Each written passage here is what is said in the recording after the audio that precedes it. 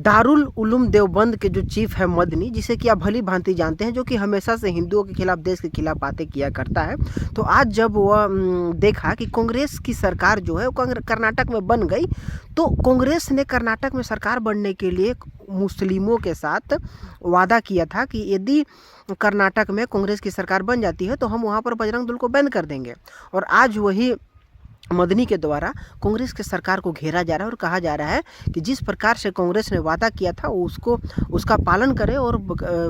कर्नाटक में बजरंग दल को बैन किया जाए। और इसके अलावा जो मदनी ने बरसों से कार्य करते आया है, वो भी कहा कि किस तरह से भगवा को आतंकवाद कहने का काम करवाया। मदनी के द्वारा ही कहने पर सोनिया गांधी ने उसे बोला। और जिस प्रकार से मनमोहन सिंह को एक एक बात बोल करके जिस प्रकार से हिंदुओं को गाली देने का काम किया जाता था, वो सारे के सारे जो काम किए जाते थे वो मदनी के द्वारा ही किए जाते थे। और आज वो सारे के सारे चीज़ मदनी के द्वारा ही पोल खोले जा रहे हैं। और ये बोला जा रहा है कि जिस प्रकार से कर्नाटक में 90% मुसलमानों ने सिर्फ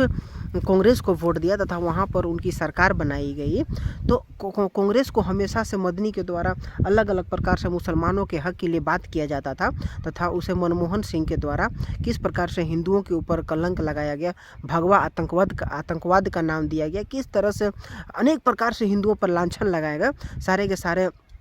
मनमोहन सिंह के द्वारा, सोनिया गांधी के द्वारा, और वो भी सिर्फ और सिर्फ मदनी के कहने पर, जो कि बरसों से आप देखते चले आ रहे हैं कि किस तरह से हिंदुओं को गाली के तौर पर रखा गया। हिंदुओं को गाली देने में कोई भी एक कसर नहीं छोड़ता, और किस तरह से कांग्रेस ने हिंदुओं को बरसों से दबाते चला आया है, उन्हें नीचा दिखाने का प्रयास करते आया है कांग्रेस के सरकार के द्वारा। और आज उतनी बेशर्मी के साथ भी आज भी वही कांग्रेस की सरकार बनी हुई है। और आज जब कर्नाटक में आपने देखा कि चुनाव हो रहा था, तो कांग्रेस के विधायकों के द्वारा, नेताओं के द्वारा ये पूरी तरह से स्पष्ट तरीके से